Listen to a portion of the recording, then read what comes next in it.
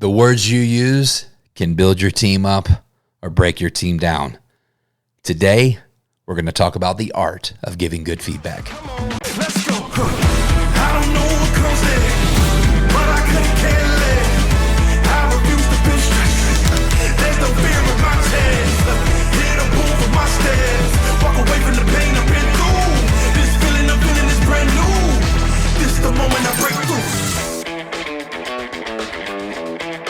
Welcome to 10-Minute Masterclass. My name is Trey Sheneman. I'm your host and lead MC here on 10-Minute Masterclass. And our goal at 10-Minute Masterclass is always to take timeless business principles and teach you how to apply them to today's business problems. No matter when I was inside of big teams, scaling to 9 figures or more, or inside of small teams as a startup founder, taking something to market, I always found that growth came from solving problems inside of what I call are the 4 core drivers of growth: marketing, sales, operations, and leadership. In today's episode, we're going to dive deeper into leadership, specifically people leadership, and what it's like when you're trying to build and run a team. One of the greatest business lessons that I ever learned was from my very first business mentor. So I had come out of a ministry background. I had been on staff at a private Christian school and worked also part-time at a larger, multi-campus, 5,000-6,000 person church. And sort of ministry was just what I always knew. And in ministry, unfortunately, a lot of people are peacekeepers and not peacemakers, or they really are more focused on saying what they think people want to hear rather than what they need to hear. And so when I got into the business world, I carried a lot of that psychology into what I was doing. And I was about 1.5 years in to business, and I had gone to an event as a guest speaker. And it was like a marketing for travel kind of event. And I, kind of did my lecture at this event, and then I stayed and I listened to another lecture. And there was this one gentleman, he just blew me away with his content. I was really, really encouraged by his position. And I remember saying, like, when he came off stage, man, if I run into this guy at this event somewhere, I'm going to let him know, what I thought. Sure enough, later on that day, they had like a little mixer thing, and I ran into him and I said, hey, man, I really enjoyed your talk. These are the notes that I took down. I'm a brand new business owner, yada, yada, yada. And his, profoundly, his kind of first question to me was, hey, are you a Christian? And I was like, yes. That is the faith, that's the faith that I subscribe to. It's kind of the ministry background that I had. And I was like, yeah, sure. And he was like, I don't know. Long story short, he shared with me that he had recently converted to Christianity and that he was really hoping he could meet a young, solid brother in the faith that could kind of spend time with him, teaching him about sort of, the Word of God as we believe it in the Christian faith and everything therein. And he made me an offer. He said, what if I mentor you in business and you mentor me in the Bible? And I was like, what is happening right now? And we proceeded to have this incredible relationship over the next couple of years where we did just that. And I remember one of our early sessions, this gentleman, Gideon, he looked at me and he said, Trey, I want to talk to you about your ability to receive feedback. And he had just been picking up on some situations that he saw me handle. And he said this to me, and it is still to this day one of the most profound things I have ever learned and taught other people. And he said to me that most people take criticism to their heart and compliments to their head when they really should be doing it the other way around. They should be taking criticisms to their head and compliments to their heart. And what happens is when we take criticisms to our heart, we get downtrodden. We think we're terrible. We think we really screwed up. We project more onto ourselves than the person even giving us the feedback is trying to say. And the inverse of that happens when we take compliments to our head. We get puffed up. We get high in the sky and think we're God's gift and all of these things. And Gideon really worked with me on managing my feedback muscle in that relationship of being able to right size when I was receiving what he called neutral feedback. It's neutral feedback until you do something with it. And you have to be the one to choose to do good with it or to do bad with it. Because ultimately, if nothing else, hear this, great feedback never harms, but it sometimes hurts.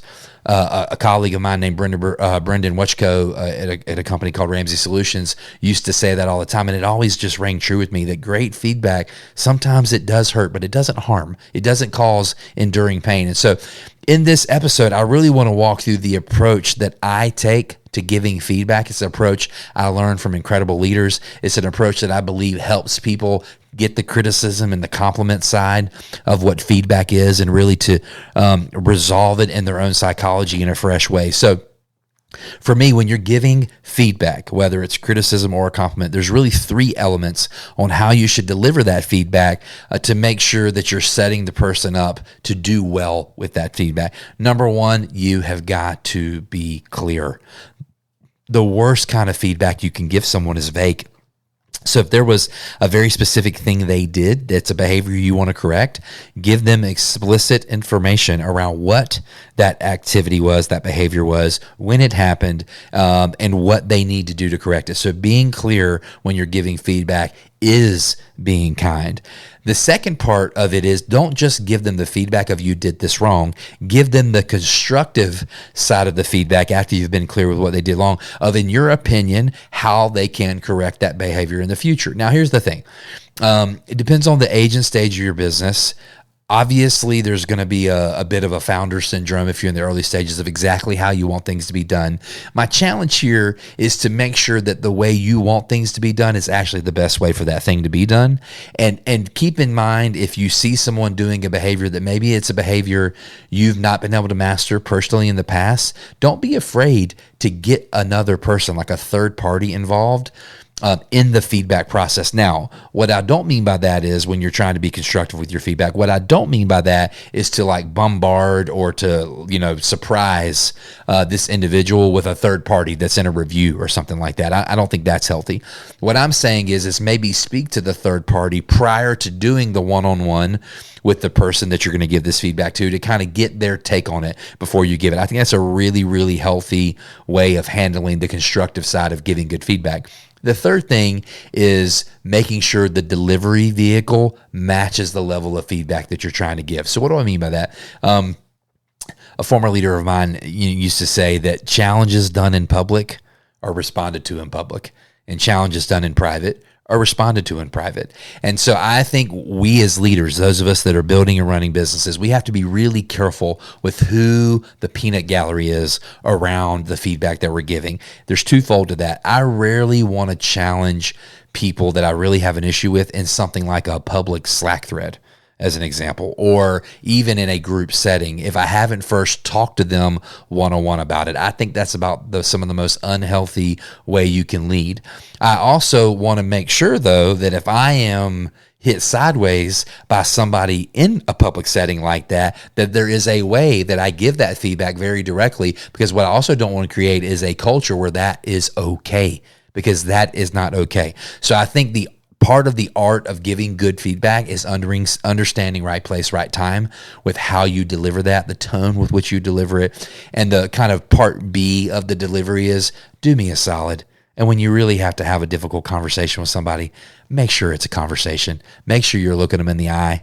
They can see your body language. They can hear your tone. They can get all those other parts of communication that aren't written, that sometimes you can hide behind on your keyboard, on your phone or your computer. It's just not healthy. It's 2025. I know we're like a very tech first kind of world, but we're grown human beings who can do better, especially if we're business leaders. So if you've got something hard to say it to the person in person, or at least on a Zoom call, or take them out to lunch. Be respectful that they're a human being with feelings as well, and don't hide. Really lean in.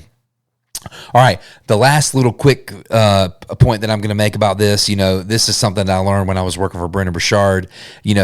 Somebody on that team there said, hey, I use the SBI model when I want to give good feedback. So real fast, the SBI model is name the situation, describe the behavior, and talk about the impact that it had when they did it. Whether you use the first 3 steps or use the SBI model, have a plan for how you're going to give feedback. Because again, there is the science of feedback, but most of the time it's an art form. And I hope you learned something on today's episode. Until next time, I'll catch you on the flip side with 10-Minute Masterclass.